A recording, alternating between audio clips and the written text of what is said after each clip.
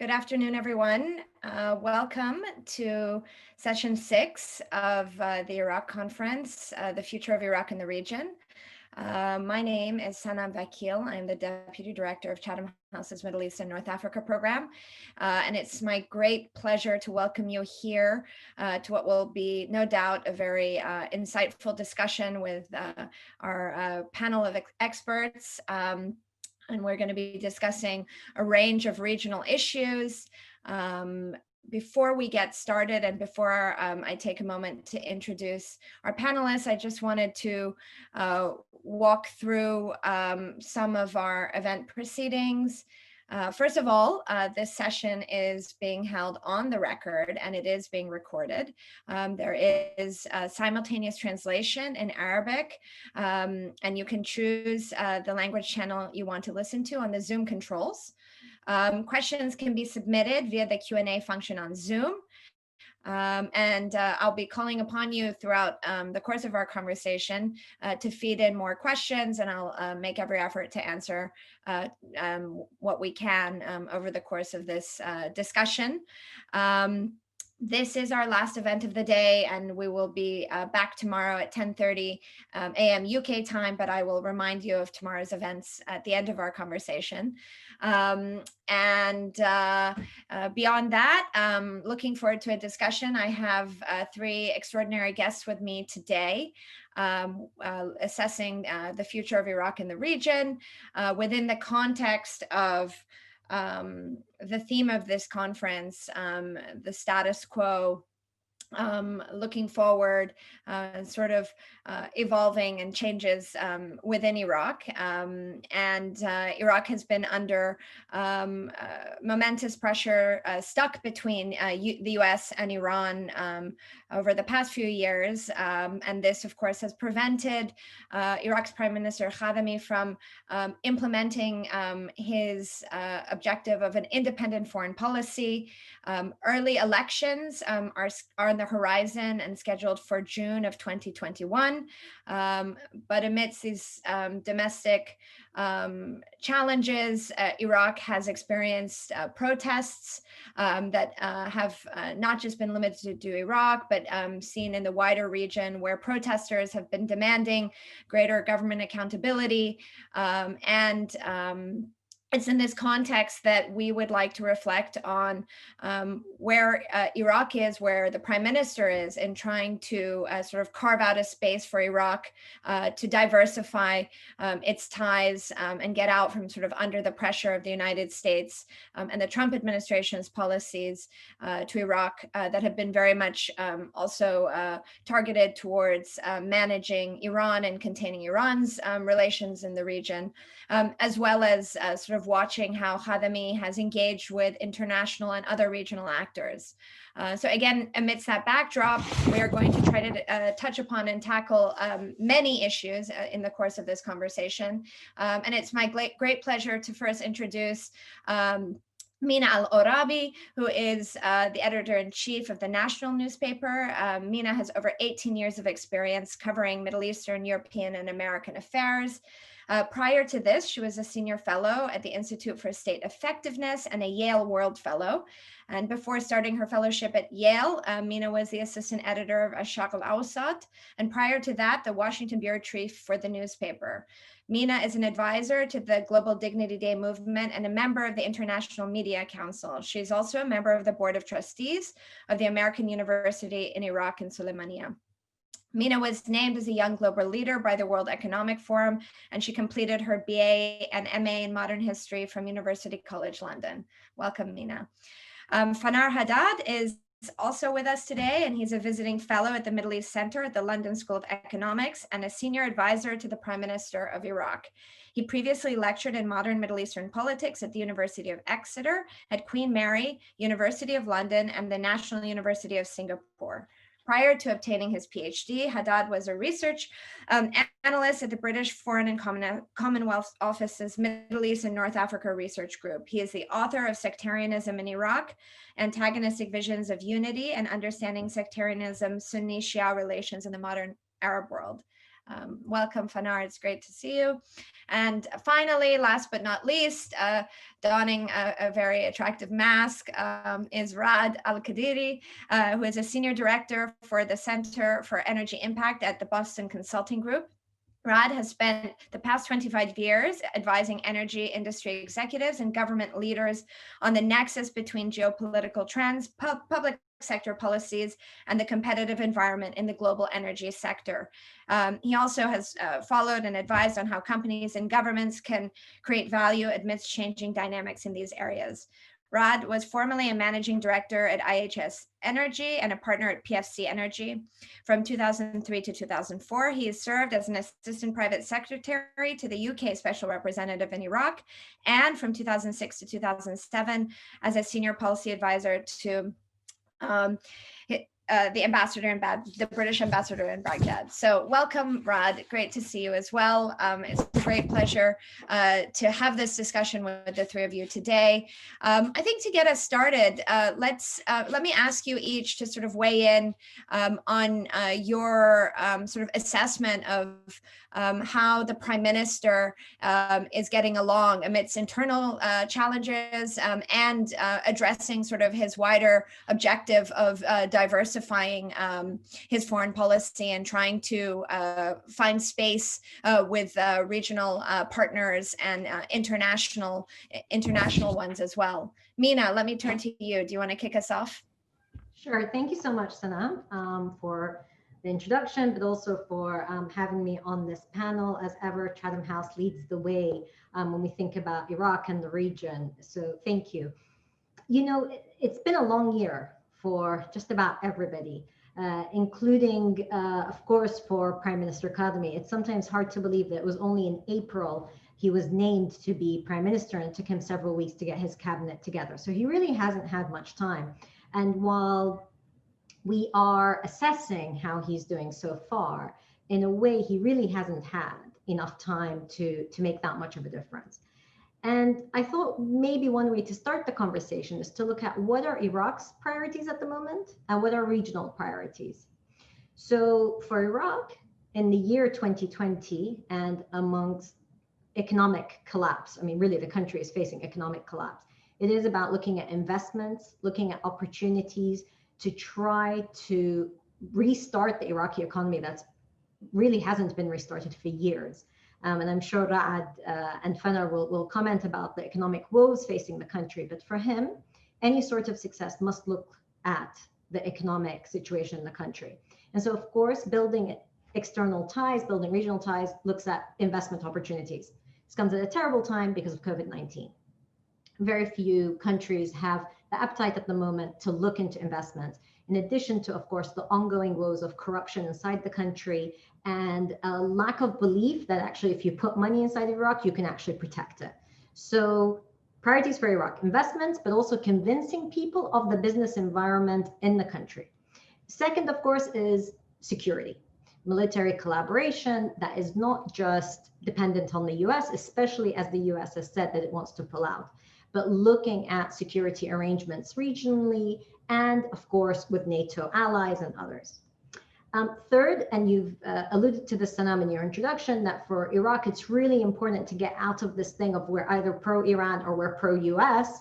We actually, as a sovereign country, have to have healthy relations with different countries regionally and globally. And we've seen that with the trips that Prime Minister Kadhimi has undertaken, despite the difficulties of travel during COVID-19. So I think if it wasn't for COVID-19, you would have seen a much more active flow of visits, both for him, but also for people coming to Iraq. We saw, of course, the visit of the French President Macron, which was very, very important for the Iraqis.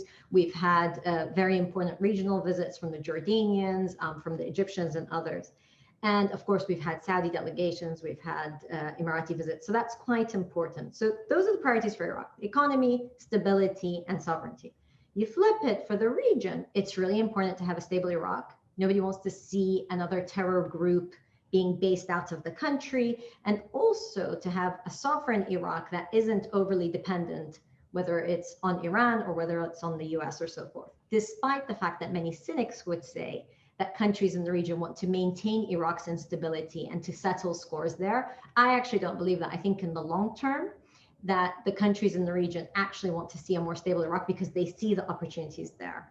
Of course, regionally, different countries want to influence Iraq culturally, politically, economically. They want to have their influence. And the longer the Iraqi state stays weak, the more they will try to exert that influence. And of course, energy. Iraq continues to be hugely important for energy regionally and globally. And what are the opportunities there? I'm sure we'll touch upon the Jordan, Egypt, Iraq tripartite kind of talks and so forth. And at the crux of that is energy, electricity, energy flows, oil, and so forth. So really important. I will not go much longer because I know my other fellow panelists want to jump in, but I would just say, of course, everyone is watching what's going to happen in Iraq for the elections that are happening in June. So a lot of questions are raised. How much do we invest in the relationship with the current government if there's going to be a change? I personally think that a lot of goodwill is there for Kadhimi. Definitely in the Gulf countries, there is a knowledge of this man, an understanding of him, especially as he was, of course, in his position with the intelligence services.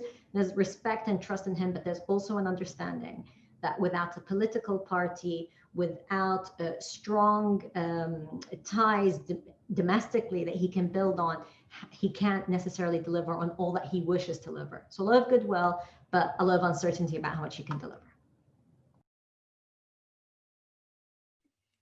Thank you, Mina. That was a really comprehensive introduction, sort of laying the foundations of, I think, where we're going to go with our discussion.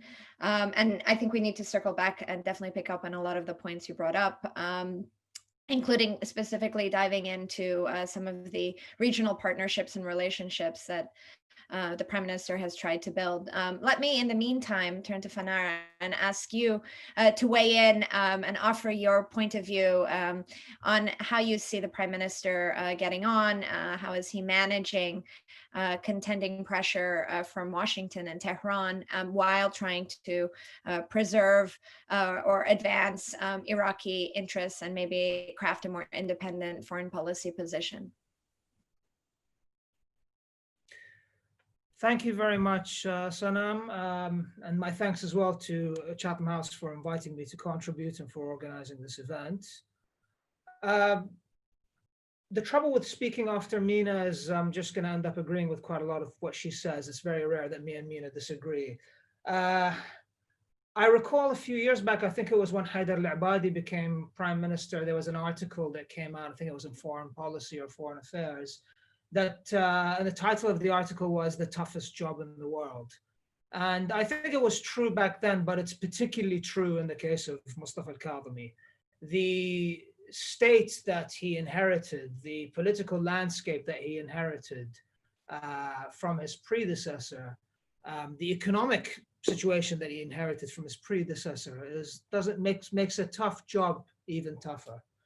In addition to that, you've got the fact that it's always worth pointing out this is a temporary government. So, and between now and the elections, we're talking about 8 months or so. So there's going to be a limit on what can be actually achieved and conclusively achieved in the space of a temporary government. I think in a lot of cases, this includes foreign policy. What this government is working on doing, I think, is laying down the tracks, laying down the foundation upon which to build a kind of a course correction. That's of course dependent on some continuity between this government and its successor. The electoral process, of course, could yield something completely different that destroys whatever is achieved by this government or whatever is built by this government. But I think the aim is to lay down a foundation upon which to build that course correction. That's how I see, for example, something like the trilateral agreement with Egypt and Jordan, which I see as a very positive step forward. Now, is that going to bear fruit in the here and now? Not necessarily. These are long-term processes, and this government is starting those long-term processes with an eye to diversifying Iraq's foreign policy portfolio. The other thing that this government, of course, has suffered from has been the state of Iran-US relations. And I think it's become, I mean, it was painfully obvious in the last year or two, the extent to which Iran-US policy sort of impacts on Iraq and the extent to which this is beyond Iraq's control. So there are elements in the political setup, there are elements in Iraq's foreign policy, there are elements in Iraq's security landscape that are within Iraq's control. There's a separate layer that is beyond Iraq's control and is directly related to and reflective of the state of relations between Iran and the United States. The outgoing US administration has been, shall we say, unhelpful in that regard by pursuing a policy of maximum pressure with no discernible end goal. This is something that has impacted Iraq very negatively, and we are hoping that in the incoming administration that there will be a return to the negotiation table. The calmer that relations are or tensions are between Iran and the United States, the better the situation is for Iraq. I'll leave it there. I think I've taken enough time. I'm sure we can pick up on other subjects later on. Thank you so much. I like the way you have sort of described Hadami's policies as perhaps being a down payment on maybe what could be something larger to build on. So we can get back on looking sort of at the larger future possibilities, particularly amid maybe de-escalation between Tehran and Washington, and what that space could look like for the Prime Minister in the months ahead, but also regionally as well. In the meantime, Rad, it's good to see you. Thank you for joining us. Maybe you can also weigh in on this issue of Iraqi diversification regionally and internationally, but bring in your perspective after the election of Biden and what that could mean for Iraqi policy. How do you see the Biden administration engaging with Hadami? And I mean, do you see sort of a new pathway that is less focused on engagement with Iraq for the sake of Iran, and really sort of prioritizing the bilateral relationship over the larger Iran strategy? I mean, maybe you can share your perspective from the United States, and as someone who's been engaged with Iraq and Iraqi politics for a long time, and take us forward a bit into how you think things will evolve. Thanks, Rad. Thank you, Sanam, and apologies for both my informal look and a mask hanging down. And if it sounds like that I'm doing this from an airport lounge, the reason is I'm doing this from an airport lounge. So apologies to everybody who's hearing a lot of background noise at the same time. Thanks for inviting me. It's a great pleasure to be here. Look, I think when it comes to a Biden administration, you're going to have a difference in both form and substance.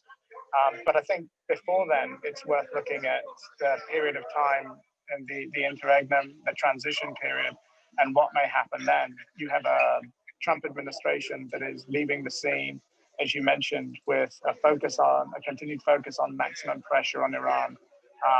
And that is seeking to make it as difficult as possible for its successor to be able to introduce a policy that is a reassessment of Iran, a re-engagement of Iran, potentially a return to the JCPOA, but certainly something that's more in line with what the Obama administration had, which was an Iran that is reintegrated into the region under certain conditions, and the conditions were there, as opposed to an Iran that is isolated and combative. Now, I think the big signpost in terms of Iraq for that will be what happens in terms of sanctions waivers. Sanctions waivers have just been put in place for 45 days. That means that just a few days before the inauguration of President-elect Biden, there will be a decision. And depending on how retributive this present administration wants to be, I think could determine whether those sanctioned waivers are lifted once and for all. I think if you go to a Biden team, as I said, style and substance will be different. I think there will certainly be a shift in terms of looking at Iraq through the lens of Iraq, as opposed to simply through the lens of Iran. But also crucially looking at Iraq through the whole of government lens, as opposed to an overwhelmingly military one. Now, that doesn't mean that concerns over security of US personnel and US troops won't continue. That doesn't mean that you'll have a wholesale change. But what it does mean is I think there's a desire to help this government. There's a sense that this government is seen as a reformist government, one that is intent on trying to bring in changes. And at this moment in time, Washington is willing to give the government room for maneuver and the benefit of the doubt in terms of what it's seeing. And I think that will continue. There will be efforts, I think, to expand support for the Iraqi government, again, beyond strictly military lines, looking at economic, looking at other technical assistance that may be possible, in an effort to try and provide a wider basis for US policy and critically more influence for US policy than has probably been the case through the Trump administration's period. But I think, it's also worth reflecting on where the United States is vis-a-vis Iraq. This isn't going to be a return to, the Bush administration's period of engagement with Iraq. Washington sees Iraq through a different lens. There is absolutely forever war fatigue in the United States. The engagement and depth of engagement that the United States has with Iraq has changed over time, has become less over time. And the capital that the administration is going to be willing to put in to Iraq and the Middle East in general, I think will probably come under some reassessment. Much as was the case with both Obama and Trump, this ambition to pivot strategically towards Asia and to see Asia as a long-term strategic partner, but Asia as a long-term strategic focus is something that will persist. And if you look at some of the key appointments that have been made in the last couple of days, or at least nominations that have been made in the last couple of days, particularly Jake Sullivan as the National Security Advisor. I mean, he has articulated a view of the region that is one of trying to engage, that is one of certainly trying to re-engage Iran within the construct of the JCPOA, but it's one that puts much greater emphasis on diplomacy and much greater emphasis on the region finding solutions to its own problems. And this has been a theme in democratic circles really for the past year or so, the extent to which the Middle East is worth it. And Iraq policy will be framed in that context. So within the context of Middle East policy, it will be important. Within the context of Iran policy, it's still going to be important. And a recognition that Iraq is always going to be part of the equation and part of that regional equation. But in terms of how much emphasis this administration is willing to put on the Middle East in general and Iraq, I think you may find that there are voices at a senior national security level that are advocating for attention and political capital to be spent elsewhere. Thanks, Rad. Let me just follow up and ask you quickly. We know that Acting Secretary of Defense Chris Miller has announced troop withdrawals scheduled at the latest by January 15th of the coming year, a few days before the inauguration. And we also know, obviously, that the Biden team has been quite clear, as you laid out, that it seeks to return to the JCPOA on a compliance basis. What are you worried that in the last days of the Trump administration that damage could be done, inextricable damage that could be done to prevent de-escalation between Tehran and Washington? And is there space for the Iraqi government to sort of step in and de-escalate, perhaps as it was suggested it tried to do during the various periods of tension that we sort of witnessed through 2019? It's a very good question, and I would separate the two out. So I would take, your initial question about the interim period and focus on that first. I mean, is there a potential for escalation Absolutely. The Trump administration has followed a very destructive and escalatory policy towards Iran. Maximum pressure, the strikes against Qasem Soleimani and Abu Mahdi al-Muhandis, and threats to move out of the embassy. All of those have been linked in one way or another to an Iran policy that's been about, if not if not aiming at the collapse of the regime in Iran, certainly aiming at constraining it and putting pressure on it in a way that hasn't been seen before. And I think, that is something that the next administration is going to have to factor into its compliance for compliance approach. A number of the sanctions that have been put in place, a number of the sanctions that the administration is talking about putting in place between now and the end of its term, are based on human rights violations, are based on allegations of support for terrorism. So they're not based on linking them to the nuclear program, and therefore undoing those becomes a little more difficult. I certainly think that there is still a risk that if you had some sort of escalatory cycle, one blast pot shot is not beyond the thinking of the administration. But I think that's separate from the troop withdrawal. I mean, Trump himself as president has wanted to bring troops home.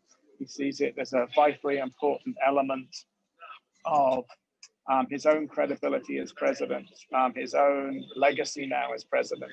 Now, 500 troops out of the 3,000 that are there, it depends what kind of troops those are. Are they going to be combat troops? Are they going to be support troops? So I think there are different ways of slicing and dicing that particular issue. But I think that's part of a legacy issue. Moving further forward, though, I think it is going to be this question of the JCPOA. It's going to be questions of whether the United States can re-engage, and whether the Iranian government is willing and has the trust in the United States to re-engage. Will the Iranians set conditions that go beyond compliance and say that they want to see congressional approval and congressional ratification of the JCPOA so it can't be undone again? And how do the Iranian elections play into various questions about the willingness to do deals with Washington? I think one would argue that certainly the evidence of Iraq and the evidence of Iranian foreign policy over the past 2 or 3 months has been one to de-escalate crises, to give no openings to the United States to take escalatory action prior to the elections, and to give President Trump a foreign policy win prior to the elections. Whether that policy is maintained through the transition is one thing, and as I say, beyond that, I think you have some significant questions as to what an administration will really be able to do and in what time frame. Compliance for compliance sounds very simple and very convenient, but the actual mechanisms that go with that, I think, will take some very, very significant negotiation, some diplomacy of the type that had led to the JCPOA in the first place. And you're going to begin with a level of mistrust that far exceeds that after the experience of the past 4 years. Thank you, Rad. You're very right. And Mina, I wanted to just turn to you. Do you have any thoughts on this issue, or any of the few issues that we were just dabbling around? Sure. I mean, I'm going to respectfully disagree with some of what Rad said, because if you look at what Rad was saying, you would think Iran is a benign actor, and it's the Americans who have been aggressive, and it's the killing of Qasem Soleimani and Abu Mahdi al-Muhandis and maximum pressure campaign, and otherwise the Iranians were saying, we want to talk, and that's not the reality on the ground in Iraq. From milking the Iraqi state, corruption, I mean, the fact that in 1 year, Iraq would import over $2 billion worth of watermelons from Iran, the fact that Iraq burns its own gas and imports gas up to 5 times the amount it would cost it to use its own. I think it would be wrong to just look at it, what have the Americans done upon the Iranians in Iraq? But unfortunately, I think both sides have not been benign actors. And actually, when you look on the ground, what's happening in Iraq, whether it's through corruption, kidnapping, support of outlawed groups, in addition to different militia groups, that's different, who have a political stake, but actually outlawed groups, there is a huge problem inside of Iraq that is being driven in part by Iran. I would say also whether the Trump administration, was to take any military action on Iran, that's something that nobody would want in Iraq or the region, frankly. We definitely don't need another war, another escalation. And that's where, to Rad's point, where I do agree with him, the Iranians have said, let's de-escalate. And they realize that actually they need to de-escalate. That means that there was an escalation, but they're now choosing to de-escalate. There were nearly daily, not daily, every few days, definitely weekly rocket attacks on the green zone, on Iraqi targets, nearly daily threats of doing that, and weekly actual targeted attacks. There have been Iraqi civilians that have died, in addition to undercutting and undermining Iraq's sovereignty. And that's coming from groups that, of course, the Iraqi government can't name, is scared to name, is also thinking about the political fallout and repercussions of naming, but just about everybody knows are backed by Iran.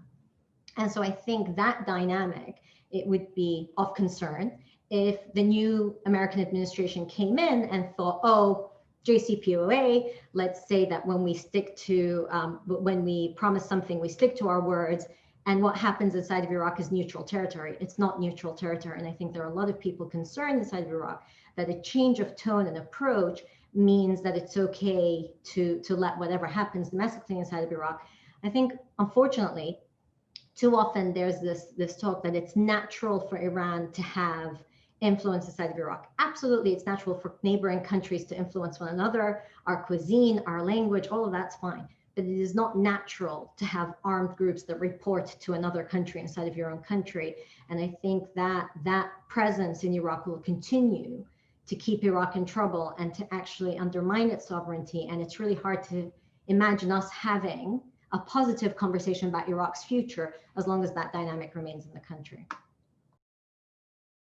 Thank you for raising those important points, Mina. No doubt Iran's presence is predatory, building networks and sort of invading the sort of all facets of Iraqi politics and society, and how the Biden administration, if the Biden administration can tackle that, will be, of course, beyond the JCPOA and in some sort of secondary phase of discussion, which will be, critical for Iraq and, of course, for the wider region. Fanar, your thoughts perhaps on this, but also beyond US-Iranian dynamics, in the coming months ahead, what does the Hadami government want to achieve? What are sort of the messages, sort of signals it's sending out to the Biden administration as it sort of prepares for a new team and sort of new engagement with Washington? Well, first, let me say that I spoke too soon when I said I rarely disagree with Mina, because I disagree with Mina. I mean, look, I think with respect, Mina, I think you conflated like a few things that really should be treated separately. So, for example, the issue of corruption, the issue of how Iranian products flood the Iraqi market, how that has sort of debilitated the Iraqi production, whether it's agricultural or industrial or the like. No argument there. But the discussion was about Iran-US relations. So what I'd say about the corruption element and sort of Iran's role, influence over the Iraqi economy and the like, let's be honest, Iraqi actors are just as much to blame for enabling that scenario as Iran itself is. More importantly, that is not directly related to the issue of Iran-US relations. So in addition to what you meant, I'm not disagreeing with you. I'm just saying that there's an added layer, which is the layer that Rad was talking about, which I think is almost like a meta layer, and that is the status of the state of play in Iran-US relations and how that directly impacts on Iraq. Now, with regards to the outgoing administration, you had the JCPOA, whatever its faults were, this is a binding agreement between several countries, including the United States and Iran, which this outgoing administration decided to just walk away from and instead opt for a policy of maximum pressure, which, as I said earlier, didn't seem to have a clear-cut goal. It seemed to be maximum pressure for the sake of it. And I have to say, Iraq paid the heavy price for this, to say nothing of the price that others in the region have paid. But that, I'm afraid, was an American policy rather than an Iranian one. And that doesn't negate what you said. It's just, all I'm saying is, if we're talking about Iran-US relations, it's the US that left the sandpit rather than Iran. It's the US that threw its toys out the pram, so to speak, rather than Iran, if we're being honest.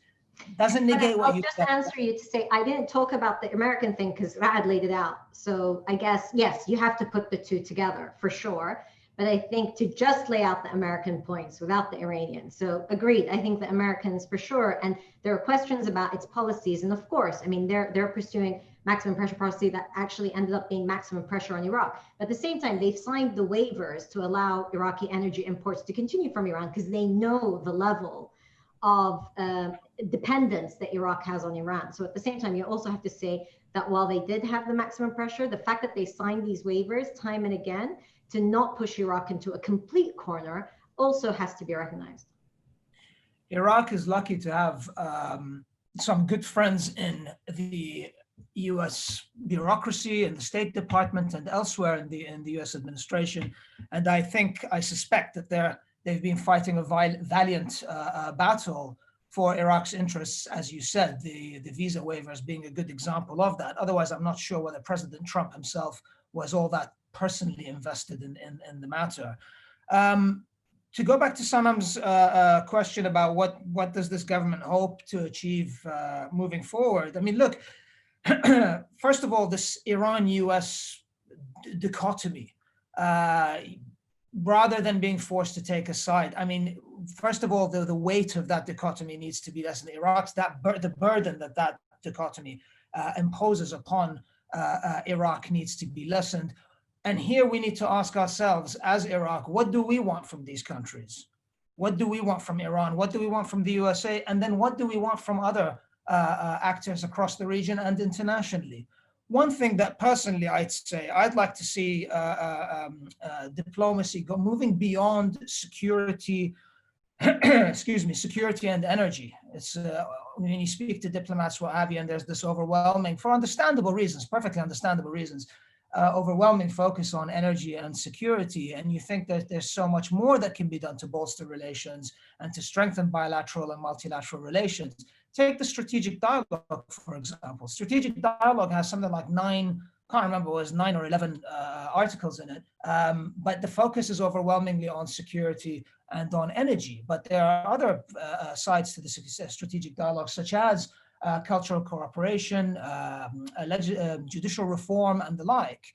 And I'd like to see not just the United States, but all of Iraq's partners playing a bigger role in that. And of course, having more foreign direct investment, more investment in Iraq beyond oil. And again, that's down to Iraq to provide that investor-friendly environment, of course. I think it was you, Mina, who mentioned that it'll be very difficult to convince foreign investors to put their money in Iraq, but that's something that this government is working on. And again, I want to mention again that this is a temporary government. It's about laying down the foundation and the tracks upon which that reality can be built further down the line. I don't think, look, Iraq's problems are of a magnitude that I don't think any single government can fix them, let alone a temporary government. What Iraq needs is about 4 or 5 consecutive governments, each building upon what its predecessor has built, rather than tearing it down. That cannot be guaranteed in Iraq's electoral landscape. Elections, I'm afraid, have been a double-edged sword, to say the least, for Iraq's political development since 2003. But this is what is needed. This is what is hoped for, and this is, I think, what this government is trying to kickstart in the remaining months. Could I just add something? All of this debate between you, Rad. Go ahead. If you could just kindly wait, Rad, 1 second. If you just kindly speak a bit slower so that the interpreters can hear you a bit more clearly. Absolutely, I will do my best to speak slowly.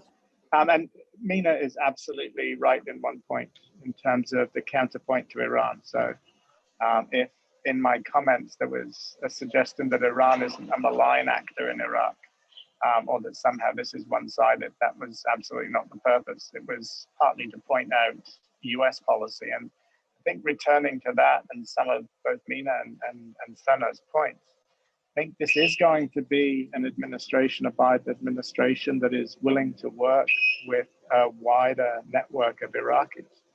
But I think, there is often a sense when you have these discussions that somehow Iraqis are prey to the pressure of outsiders and not able to manage their own destiny. And I think the comments that Mina made were absolutely right in terms of Iranian influence, and it's certainly been the case in terms of US influence in the past, and arguably the influence of some of the Gulf states that are, being able to enable and being able to activate their own, their own partners, their own allies, their own assets in the country when they've seen fit and when it's served policy issues. But I think you come back to a question that's going to be very important with a Biden administration, and which is going to have an immediate knock-on effect for all of the reasons that Mina and Sana mentioned on Iranian policy in Iraq. And that is that Washington is going to want to see results. Washington is going to be willing to put greater effort on a wider range of issues. But go back to the point that I made about wanting to move the strategic pivot away from the Middle East and questioning the value of the Middle East. So there are going to be those who are absolutely committed to Iraq, those who are absolutely committed to the United States, to the Middle East more generally, and will work very hard at that. But they're going to have an effective partner in an Iraqi government. And quite frankly, if you look at how an Iraqi government has operated, you can blame it on pressure from Iran, you can blame it on mixed policies regionally, etc. But a lot of the blame has to come back to Iraq's own doorstep in terms of fixing its own politics in a fashion that actually is going to allow things to happen on the ground. So when gas deals get suggested that utilize Iraqi gas, it isn't the Iranians that step in and undermine that. It's the ineptitude of the Iraqi technocracy and the Iraqi government and an inability to negotiate and plan those things. You've had investment proposals that have been put on the table time and again about that. And there has been no Iraqi partner for those investments. There has been no ability to meet some of the key terms that are required for investors to come in and do that. So just as investors are going to have issue with the Iraqi government's capabilities and its capacity, I think so the United States is, increasingly going to become a player that starts to look for results and starts to calibrate its policy accordingly. Thank you, Rad. I mean, you've reinforced your point. The U.S.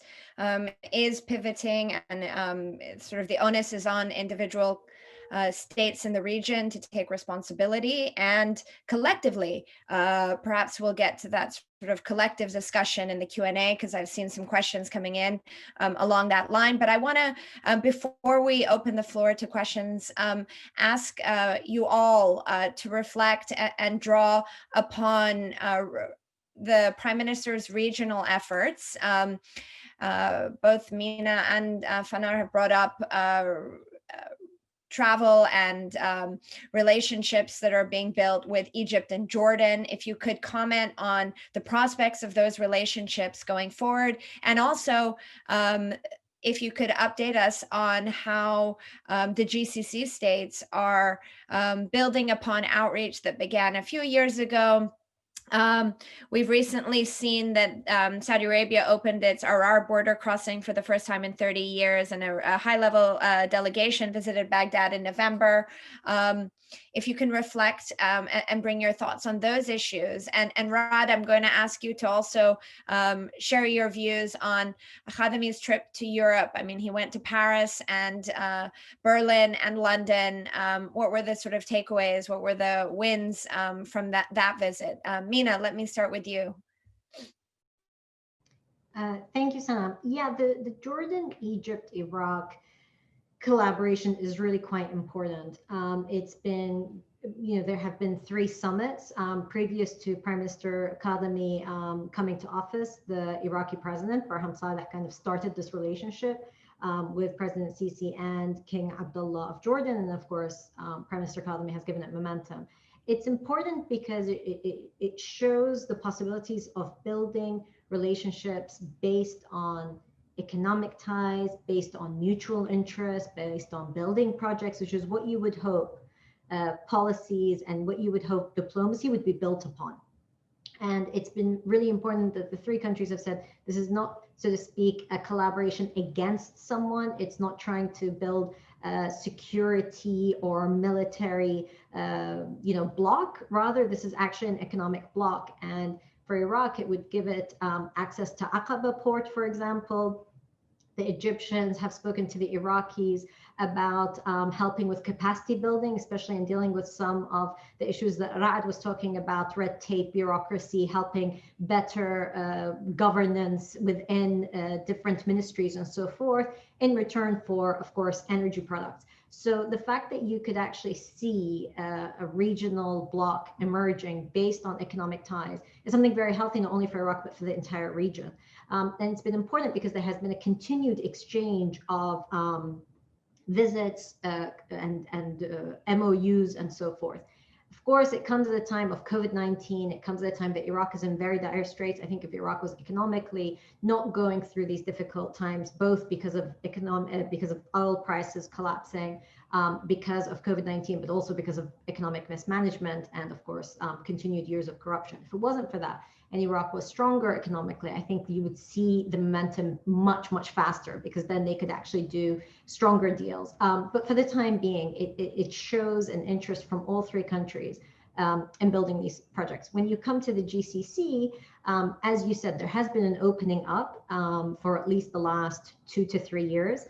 There are some very interesting projects, important moments. So one, of course, the very symbolic opening up of Ar between Iraq and Saudi Arabia. But importantly, that should go to the next step, where there are hopes for the establishment of an industrial park that would have both Iraqi labor, but Saudi investments come in there and producing. Iraq used to be a country with very strong industry. Saudi Arabia has strong industry. So if you could bring industrial projects together, that would help greatly. In addition to that, of course, the UAE has a very important project in the home city of my father, Mosul, which is the rebuilding of Nuri Mosque. And they have pledged $50 million, not only to rebuild the mosque, but they've given additional funding for the rebuilding of the 2 churches in Mosul, symbolic churches, Al-Tahira wa Sa'a. That shows a respect for Iraq's heritage, history, but also a pushback against the whole idea of ISIS. Of course, Al-Nuri Mosque was destroyed in 2017 by ISIS, and it was where Abu Bakr al-Baghdadi wanted to declare his caliphate in 2014.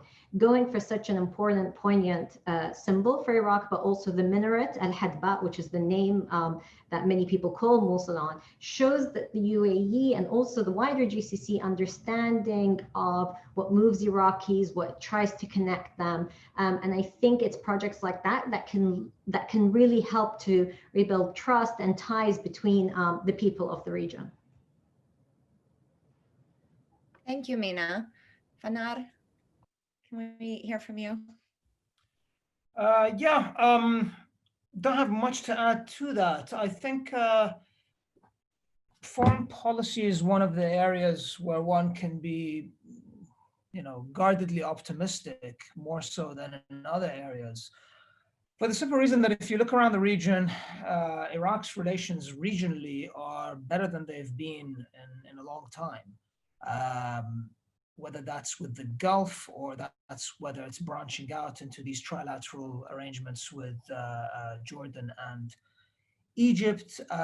Iraq doesn't really have a major foreign policy falling out with any of its neighbors at the moment. I mean, even with Turkey, despite all the problems that Iraq has with Turkey, there's still much that ties them together, not least of which Turkey being Iraq's 2nd largest trading partner. But there's outstanding issues that are being dealt with on a bilateral track. So the point is, you do see sort of a region-wide and indeed an international goodwill aimed at Iraq's stability. I think Mina said this earlier, that she disagrees with those who say that, regional powers want to keep Iraq unstable. I agree with Mina yet again on this. No, I think that particularly with this government, there is a desire to see Iraq achieve some level of stability, and also to prevent any single power from so to speak, dominating Iraqi markets and the like. And that's something that the Iraqi government itself is also invested in as well. With regards to the Gulf, I think that's one of those longer term projects, again, sort of kickstarting the process in this temporary government with the hope of achieving sort of institutionalizing this and reaping the benefits of it further down the line. And the potential is huge. I mean, in addition to the projects that Mina mentioned, there are some really ambitious, mutually beneficial agricultural and dairy projects that Saudi Arabia and other Gulf countries are interested in investing in Iraq. This is, again, they're not going to happen anytime soon. There are political blockages, there are bureaucratic blockages, there's even ecological blockages in some cases. But we need to keep sort of talking about this. We need to keep working on this. This was sort of happening in Haidar al-Abadi's days. Then you had that hiatus between Haidar al-Abadi and this government. This government is picking up where two governments ago left off, with the hope of actually laying down the groundwork for an institutionalized relationship between these countries. Think about it. Since 2003, Iraq's relations with its neighbors have seldom been problem-free. Today, they are problem-free to the greatest extent possible. And I think that's, as I said, one area where there's room for guarded optimism. The goodwill is there. And I'll end on this. The goodwill is certainly there.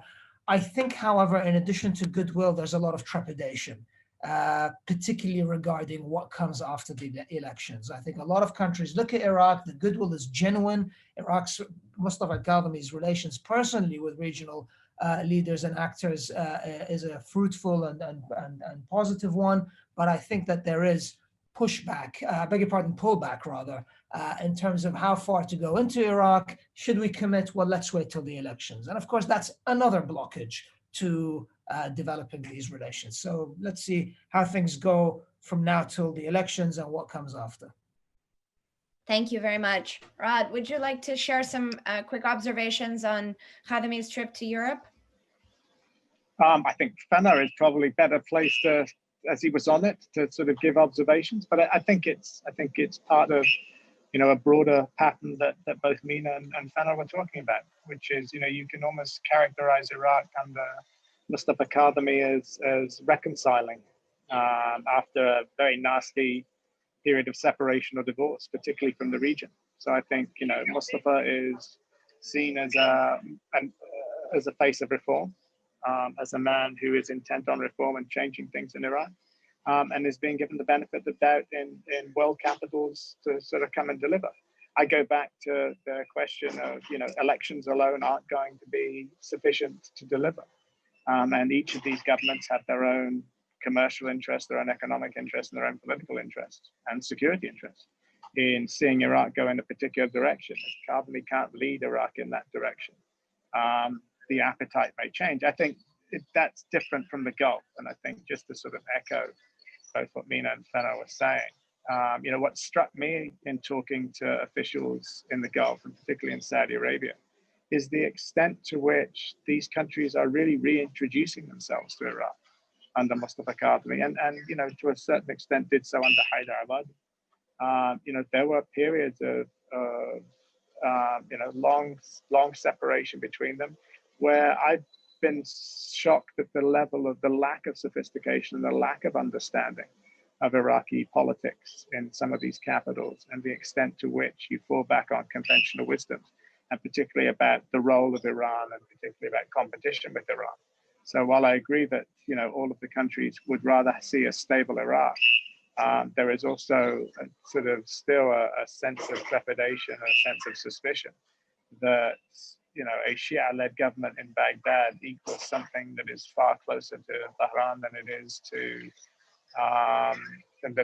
to these regional states, and Mustafa Kadhimi is going to have to demonstrate that that's not the case, and that goes to Fenner's sort of long period of reconciliation. You know, the key, I think the key indicator, or one of the key indicators of that will be when you start to see the Gulf states invest in large-scale projects inside Iraq, where you actually have fixed capital, and where you've got the Gulf states with, you know, with Saudi companies, with UAE companies, etc., being present on the ground on a fairly large scale. There's still a hesitancy in some of the capitals and a sense of security risk in some of the capitals to do that. But the moment you can overcome that barrier and you start to see a willingness to invest significantly, and I think sort of both Farhan Saleh and Mustafa Al-Kadhimi sort of understand that and are working towards that, but it's a long-term project. Can I just say, I think the willingness is there, Rad. I think there is a willingness to go in and invest, but there are serious security concerns that have been escalated with as kidnappings rise up in the country and as unfortunately some attacks have happened. But I think also in the Gulf there was a real moment where several countries were looking at the protest movement in Iraq, seeing a really strong kind of surge of young Iraqis and older Iraqis also calling for kind of an independent Iraq and so forth. And it made people sit up. And I think, Rad, you're absolutely right. Sometimes it would be surprising how much people assumed certain things about Iraq without actually knowing the country because they had been cut off for so long, and seeing this non-sectarian, you know, chants for Nurid Watan, you know, we want a homeland that's separate from all this. I think it interested a lot of people to see that. Of course, that movement was happening at the same time as Lebanon. You started seeing some of that pushback against sectarian politics. And of course, you know, Mustafa Al-Kadhimi's government is born out of that. And so that goodwill that was shown to Iraqis on the street, you know, he carries that also because it shows a different type of political setup. Thank you, Mina. Yes, we've seen a lot of the goodwill and the intent, but I sort of share some skepticism on the capacity going forward. And I think it's a space I've been watching for a long time as well. So I'm quite keen to see the moving from the sort of hesitation to, you know, translating to real investment on the ground otherwise, and doing it in a sort of multifaceted way rather than just focusing solely on projects, because I think I see that as somewhat limitation of Gulf investment in Iraq, but also regionally. But this is not for that discussion. Let's open the floor to questions. There are so many that have come in, and I'm going to try to bunch them together. The first round sort of draws on regional security dynamics and asks you to reflect on those dynamics and how it can impact Iraq's stability. Vincent Campos from the U.S. Department of State asks, in light of Iraq's current and near-term security, economic, and political challenges, what could be Iraq's regional role in the next 2 to 3 years as it reinvigorates regional relationships for its own stability? It appears that Iraq's stability is likely its priority before playing a more participatory and leadership role in regional issues. Related to that, William Patey from Control Risks asks, it seems to me that Iraq has much to gain from promoting a regional security dialogue. To manage and balance its relations with Iran and the Gulf countries. What does the panel think? And drawing on that as well, Madeline Wiedemann says, how do you assess the role of international compacts in strengthening both regional and global relationships by creating a binding document based on mutual agreements and responsibilities? Is that something that's viable and in Iraq's interests in the current climate? Or are domestic priorities, you know, sort of trumping everything? Mina, would you like to kick us off? Sure. Really interesting question. I mean, I agree with what William Patey was putting forward, you know, this idea of that regional role. And in a way, you know, Iraq borders Turkey, Syria, Iran, Jordan, Kuwait, Saudi Arabia. And so it can't just be insular and say, if I sort out my domestic issues, then I can look outside, because the region is in such a state that Iraq can't stabilize just on its own. It needs to have that regional role. And you would hope that it could be a meeting point. You could hope that because of its geography, but also because of its history, it can pull people together. The problem is, so long as there is, let's say, at least the perception, if not the reality, if there is the perception that the Iraqi government can be undercut by a move by Turkey, putting in troops in Kurdistan region, or by the Iranians, asking one of their proxies to lob a few missiles over or projectiles, then it really undercuts Iraq's ability to play that role. It makes theoretically perfect sense for Iraq to play that role. Will it be able to? It gets undercut, unfortunately, by these regional actors. I would say that you saw a time, it seems like a long time ago, when Hoshyar Zebari was foreign minister and Iraq actually hosted meetings between the Iranian and American ambassadors. It was part of that ethos that Iraq could actually bridge gaps between the two. Didn't get far. Likewise, whether it's on water resources, different resources in the region, it would make sense that Iraq plays a pivotal role. Will it be able to? Will depend on how much it can actually prove its independence and sovereignty. Thank you, Mina. Fanar, do you have any thoughts?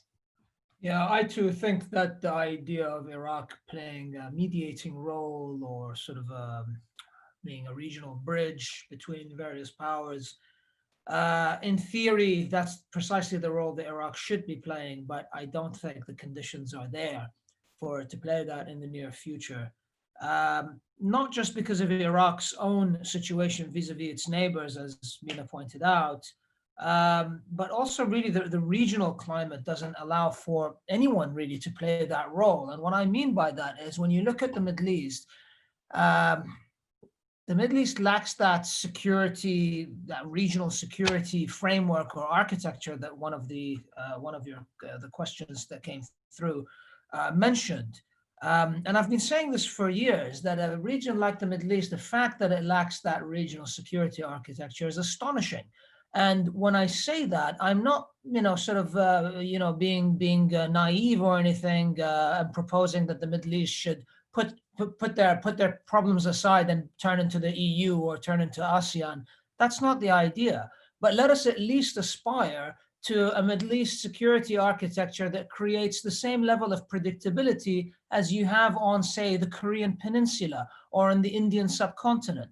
These are far from ideal examples. These are examples of belligerence. They have their problems and all the rest of it, but they have better lines of communication, they have better understanding of each other, and they have more predictability than the Middle East has. And as long as you have this sort of lack of predictability, this sort of security free-for-all, if you like, this endless competition for ascendancy, I don't think Iraq or anyone else can play the role that's being proposed in the question. And in addition to that, of course, Iraq has its own problems and weaknesses that prevent it from playing such a role. Rad, would you like to weigh in on this issue of regional security in Iraq's place and any discussions? Or how would Iraq benefit from regional security? I think, particularly if the Biden administration puts it on? Look, I think I'm going to echo what Mina and Fanar said. Iraq is in geographically a key strategic position. I think there's ambition there. Farham Saleh, the UN 2 years ago, called for a regional conference. Iraq, and the fact that the region doesn't have a security framework and security architecture is absolutely sort of one of the key issues that drives instability. There's no place for crisis mitigation. There's no places for crisis resolution. Now, it's hard to see, given Iran's malign role in the region, given the view that regional states have of Iran. It's very tough to see how that actually can be overcome at this moment in time. But Iraq would certainly benefit from it. Whether it would be a leader in it is, I think, something different, but it would certainly benefit. I think it goes back to the question of compact. I think Iraq would benefit from multilateral compacts if the Iraqis can be a full partner in that and can deliver their end of the bargains in that. I think one of the real sort of struggles is, again, having to deal with domestic issues and having to deal with domestic stability, domestic political issues to make Iraq a functioning voice. But the question I think that's worth posing is, do you look back at Europe in the late 1940s and early 1950s, and is the region really in need of some sort of functional pact, some sort of low politics pact that can start to bring things together and can start to be the basis for confidence building measures and be the basis for a wider framework? And can that be done without external involvement? And if it is, who's going to lead that initiative? I mean, you would look to Riyadh, you would look to Tehran to try and lead those types of initiatives. You'd look to probably Abu Dhabi, but there's no appetite there at this moment in time, understandably, for doing that. I think Iraq will remain prey to that for some time to come.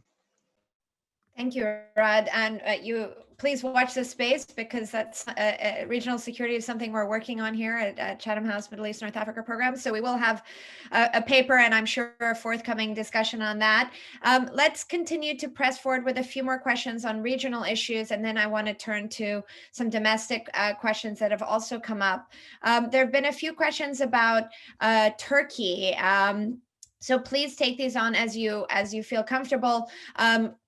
If anyone can comment on sort of water issues and sort of the strains of environmental challenges with Turkey and Iran, have there been any progress in those dimensions? That has come up. Charlotte is asking that she's thinking about Iraq's northern border and Turkey's supposed investment in Nineveh infrastructure, namely Mosul Airport and Mosul train station, the line to Kirkuk. How does the panel see the relationship between Ankara and Baghdad developing, especially in light of continued military incursion in KRI and the Nineveh Plains? And a third question to throw it in there and mix things up. How do Iraqis perceive the normalization of relations between Israel and the UAE and Bahrain in the Abraham Accords? A question from Stanislaw Smolin.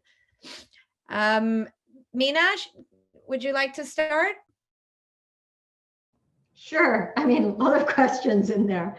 I guess for Turkey, we'll start with Turkey. I mean, Turkey was able to get quite a bit of goodwill at maybe I'd say about 10 years ago when they were doing investments. They were coming in, they opened up consulates in Basra and Mosul. They weren't just engaging with Baghdad. Of course, they have a very strong relationship with the Kurdistan region, especially with the KDP. And so they were able to show how you could diversify your relationships inside of Iraq. And it was part of, I think, a different Turkish foreign policy from what we see today. The Turks were showing that, they had this whole zero problem policy. That's gone. That era is gone. And with it actually has gone that kind of diversified relationship inside of Iraq. It's become much more limited. There are a lot of concerns naturally in Iraq because of Turkish military action inside of the country. The Turks complain it's for their national security, but at the end of the day, they are bombing Iraqi villages and towns. And it's made it actually very difficult for the Iraqi government. Mustafa Al-Kadhimi has a good relationship with the Turks, but it's made it very, very difficult for him to continue with that. They continue to have good relationship with the Kurdistan regional government, but likewise continue to bomb territories. There have always been concerns about Kirkuk and what their intentions are when it comes to Kirkuk. That is an ongoing situation as long as, again, we go back to the same point, as long as Iraq doesn't resolve its own internal issues and fortify itself from foreign interference, then the Turks can continue to try to exert themselves in Kirkuk and try to change certain dynamics there. I would say, however, they did actually invest in projects inside of Iraq, and people saw that, and that's why people had a relatively accepting approach towards the Turks. It changed with the ISIS dynamic. And I think that for a lot of people, the role that Turkey played, whether it was foreign fighters coming in through Turkey's borders, there was that instance where you had the ISIS taking hostages from the Turkish consulate inside of Mosul, but they were able to negotiate a release. So people were asking questions about that relationship. There are a lot of unresolved questions about that. And I think that's kind of soured how people look towards Turkey. On the Israel question, I mean, again, I think Iraq is in such a state that people don't think that far about the regional dynamics. It, of course, is an easy slogan that people, talk about no normalization with Israel, like Iraq can, build its relationships regionally to even start thinking about Israel and so forth. So it's one of those, again, emotive subjects that can be used. I think some of Iran's allies inside of the country, but also some Iraqis who don't want to see an improving of ties with the Gulf try to use that as a way to say that, oh no, we're not going to build relationships with certain Gulf countries. But I personally think that day to day for Iraqis, they're concerned about their own domestic affairs. They want to see their country stabilized, independent and prospering. So I don't see it as a major issue for people beyond the slogans. Thank you, Mina. Fadnar, any thoughts? Yeah, on Turkey, I think it's sometimes underestimated just how complex and how important Iraq's relations with Turkey are. I mean, they're no less important and complex than Iraq's relations with Iran. I mean, you've got issues with Turkey. First of all, let's look at the goods, the positives, namely trade, which is far greater than Iraq's trade with Iran. I mean, miles ahead of Iraq's bilateral trade with Iran. You've got trade and all kinds of exchanges, but then you've got certain issues that are complete dead end bilaterally. I mean, I from what I've seen, I wouldn't even say there's any negotiation. It's just a total dead end, and that has to change. It's unsustainable in the long run.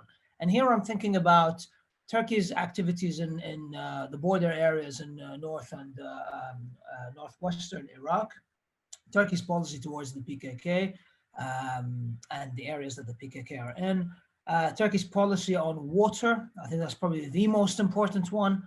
I mean, water is a real existential issue for Iraq, and it's not something that Turkey is showing any flexibility on. So it's almost like a schizophrenic relationship, Iraq and Turkey. You've got all this bilateral trade and bilateral positive, bilateral constructive relations. Then you've got these key areas where there's just absolutely no movement on. But these key areas are so critical to Iraq's future and to the region's future. I mean, if a water crisis really hits Iraq, I think Turkey would be naive to think that it can insulate itself or isolate itself from the fallout of sort of an ecological collapse in Iraq. This is something that's, we learned this with ISIS and other crises in the region, where what happens in the region, what happens in one country is neither limited to one country, nor is it going to be limited to the region itself.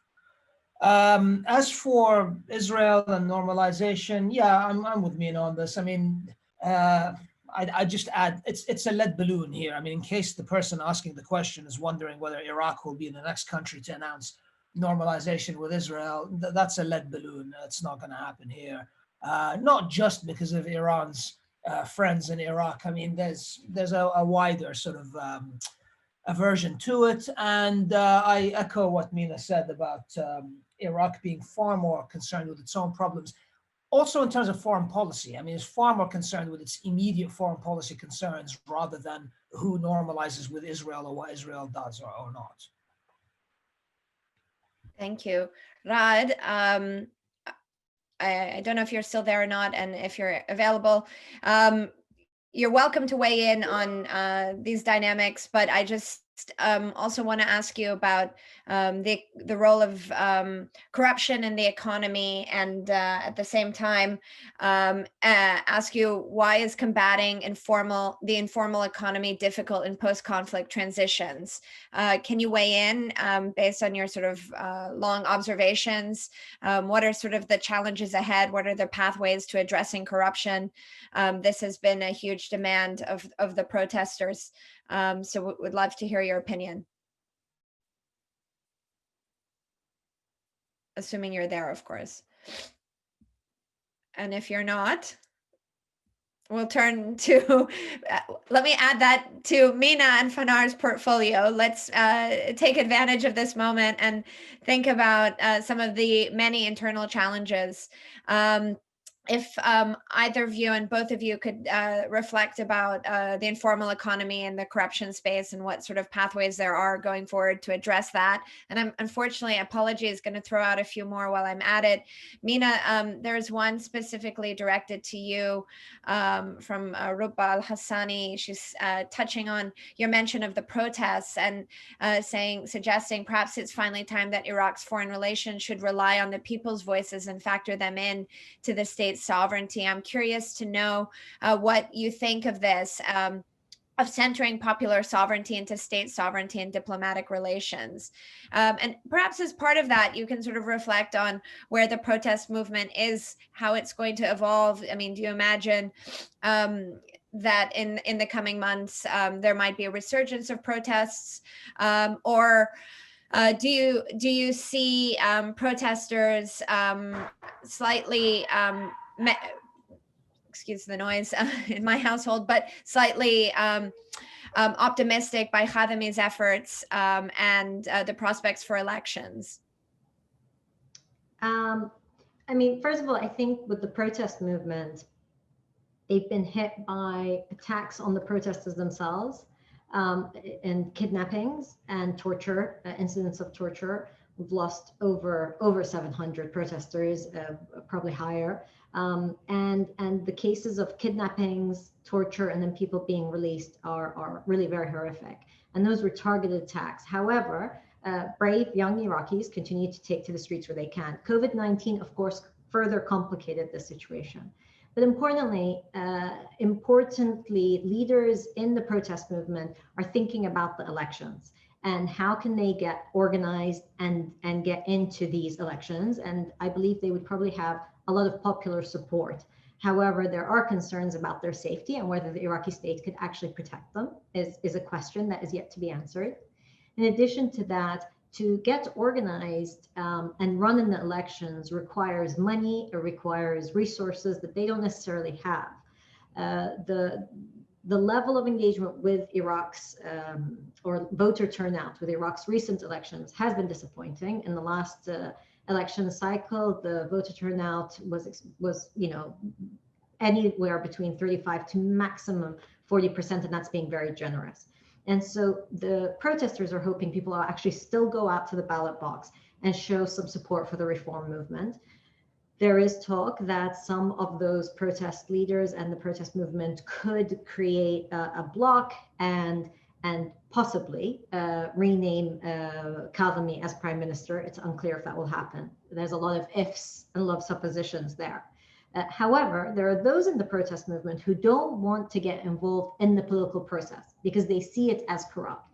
And so they worry that once they're brought into the system, they become part of a system that cannot be reformed. We are asking for those who are in power and who have vested interests to reform a system that they benefit from. It's asking a lot, and I'm not really sure we'll see that. And so the protest movement, for it actually to go beyond just protesting and being against something and clarifying what they are for, of course, beyond the very important slogan of Nuri Watan, and we want a homeland, and we want to push back against corruption, all the other ills that the country faces. To build a party program and a political platform, you need a political system that allows for that. And unfortunately, our current political system is all based on horse trading and the sorts of coalitions that can be built. However, talking and to answer Ruba's very important question, I think that the protest movement caught a lot of people's attention outside of the country and made them realize that there's a vibrant civil society that sees the ills, that sees the problems within the system and wants to reform it. But also they're not really sure how to support it or how involved they can be with it and so forth. And one of the strengths of the protest movement is it doesn't have very clear leadership lines.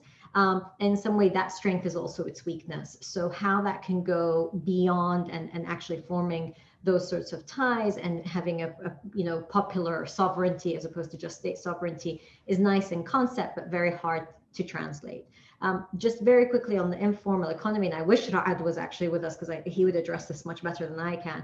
All I would say is that there are some elements of the informal economy that have grown out of the weakness of the state. And just about anybody who has to do any sort of bureaucracy within the country, there are all these ways outside of the system to get anything done. And actually, to the credit of Prime Minister Kadhimi, he's really tried to get past that. He's tried to put border controls. He's talked about customs, things that are boring, things that most people won't pay a lot of attention to, but he's actually really tried to reform the bureaucracy, to cut out some of these informal ways that in one way could be corrupt, but even if they're not corrupt, at best, don't allow for proper resource capture within the country. And so I would say he's very, very aware of that. And this government, if it had more time, would probably try to address some of these issues. It will take a long time, it will take a lot of effort, but we see some of that going in the right direction, but it will be difficult.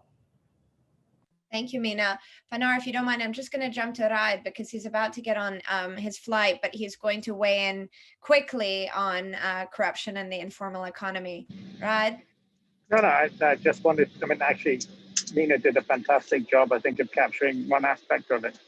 And that is that, you know, the weakness of state building and the weakness of institution building and institutional capacity building since 2003, which has been something that's been overlooked by successive governments for a variety of reasons, I think, you know, has helped to perpetuate something that really has its roots in the sanctions period of the 1990s and pre-2003, where corruption and, you know, corruption became a sort of the way that the system oiled itself. It became a way of supplementing incomes.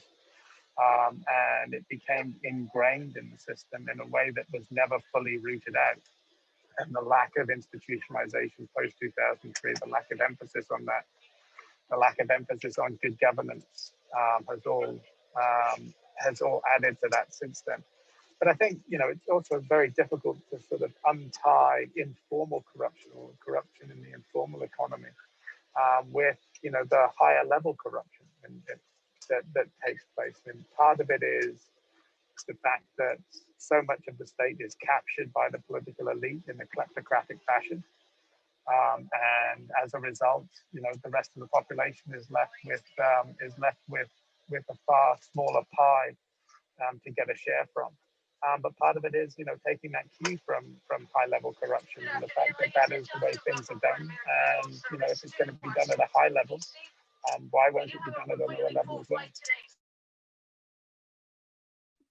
Thank you, Rad.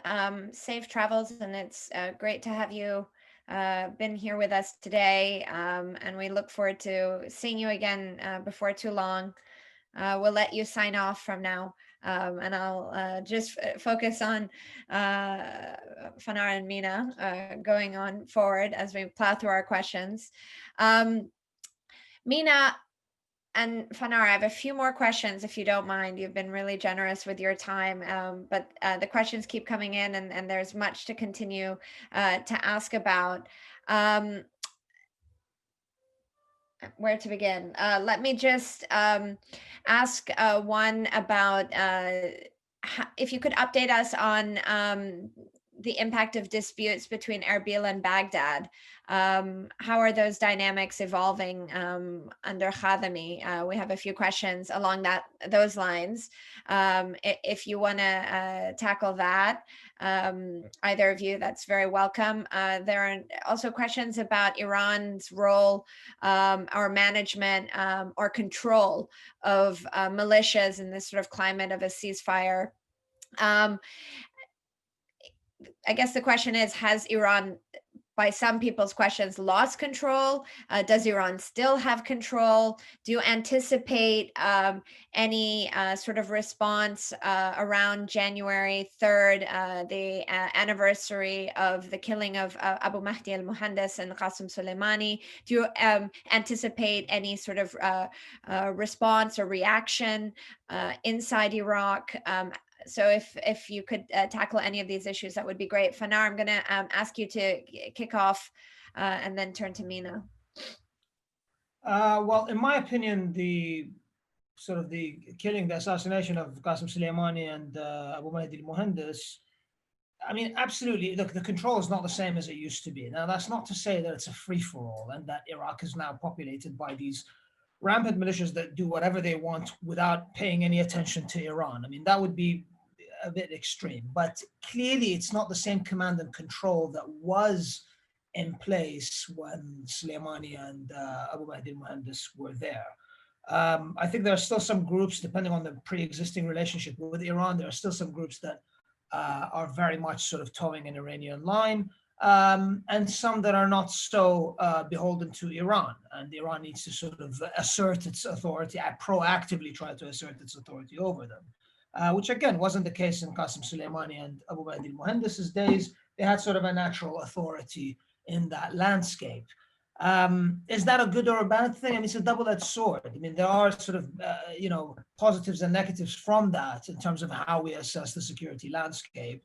Of course, before and after, it's a fractured hybrid landscape. That's unlikely to change anytime soon. But there are positives and negatives from the assassination, or rather from the altered landscape, I should say. In terms of the anniversary of the assassinations, my money is on Iran. Really, I mean, I think a lot of these groups view sort of the outgoing administration in a case of we're so close to the finish line.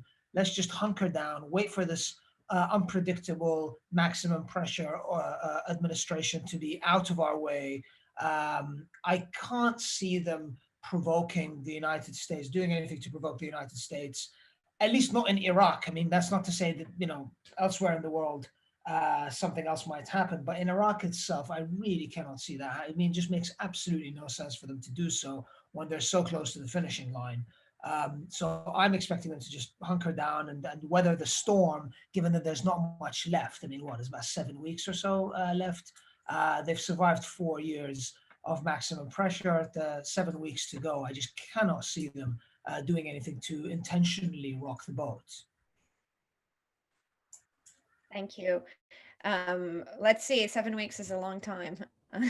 But I think I share your viewpoint. They're biding their time, and perhaps there'll just be some usual large celebrations or commemorations in Iran, but try to hold the crowds together. Mina, any thoughts on that issue, but also Erbil and Baghdad? How are those dynamics playing out?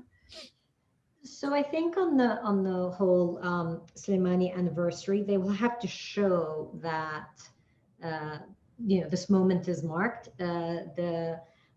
There is a group within the region, whether it's Syria or Iran or different militias, that always say we hold on to the right to respond when we see fit. And I think you'll see a lot of those lines, that when we see it's the right time, we will respond, but for the time being, we won't, because I think they know that the Trump administration might be looking for an excuse, and they're not going to give them the excuse. That would be my guess, but who knows? We'll see.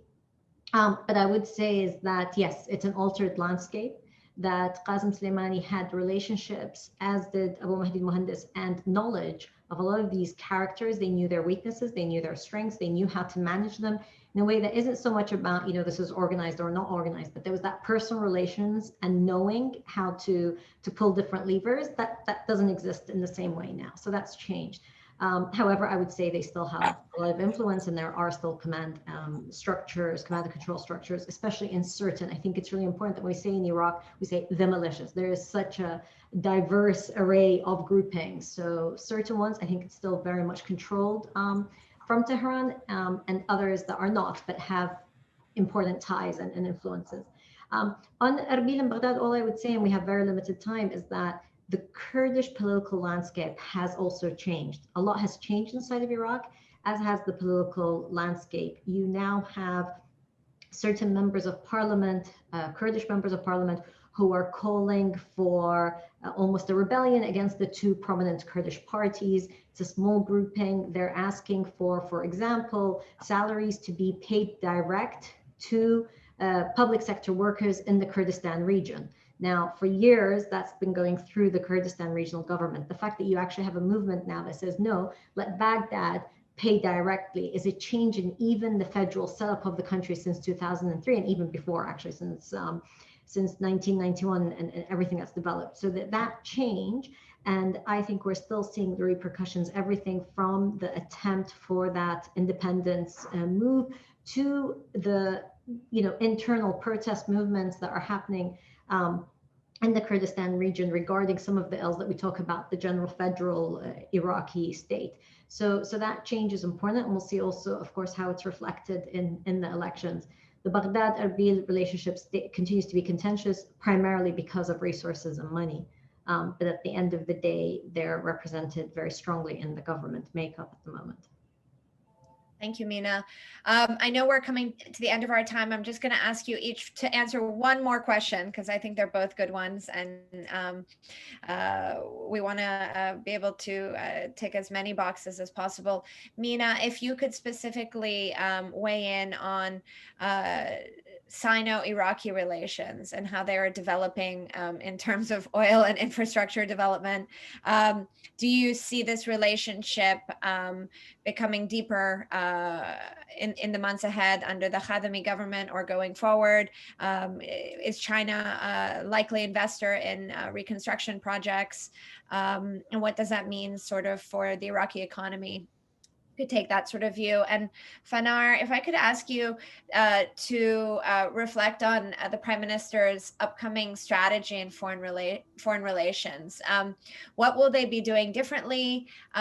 What are sort of the lessons learned from previous prime ministers? It's a big one to end on, but I think it's an important one. So if you could think for a minute on that, and I'll turn to Mina first, that would be great.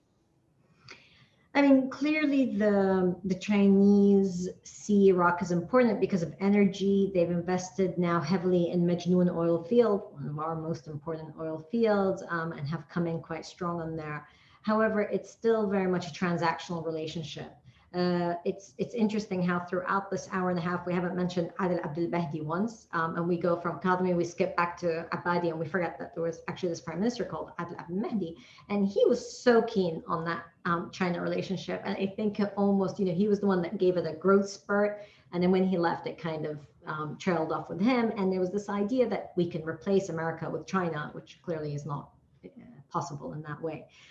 The Chinese, of course, have very important relationships with Iran and the Gulf, and so it's natural that they would seek to have that strong relationship with Iraq as it continues to rely on this region for its energy sources. But for the time being, it's primarily economic, it's primarily transactional. How that will change, we will see. But clearly, Beijing is hugely interested in the Middle East, much more than we've seen in past years.